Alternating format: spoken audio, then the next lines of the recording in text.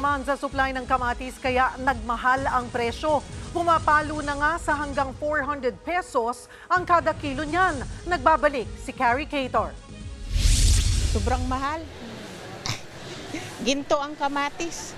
Ganyan ang reaksyon ni Evelyn Aranjuez nang malaman ang presyo ngayon ng kamatis. E paano papalo na sa 200 hanggang 260 pesos ang kada kilo sa ilang palengke sa Quezon City. Sa iba pang pamilihan sa Metro Manila, aabot na ng hanggang 400 pesos. Kaya ang ending, hindi na lang bumili ng kamatis si Evelyn kahit kailangan niya sana sa ilulutong sinigang. Hindi na rin bumili si Gemma Bermon na balak sanang magluto ng sarsyado. Gagamit nila akong tomato paste. Pwede naman yun. O at least mas mura. Ayon sa nagtitindang si Renato, matumal ang dating ng supply ng kamatis sa kanila. Hinala niya hindi na nagtanim ang mga magsasaka, lalo't malaki ang naging pinsala sa kanilang pananim ng sunod-sunod na bagyo nitong nakaraang taon. Nadala na sila magtanim dahil puro lugi ang inabot. Ay yung mga nagtanim, nagbabasakali, yun nakaabot sila sa mataas sa presyo.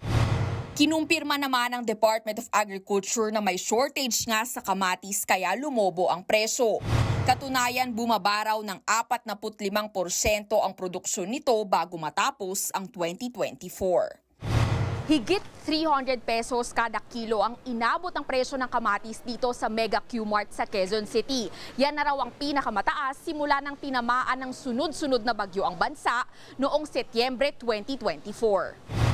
Ayon sa DA, inaasahang bababa ang presyo sa katapusan ng Enero o sa mga unang linggo ng Pebrero dahil panahon na raw ito ng pagtatanim. Samantala, bukod sa kamatis, tumaas din ang presyo ng patatas, talong, sitaw at sili sa ilang palengke sa Metro Manila.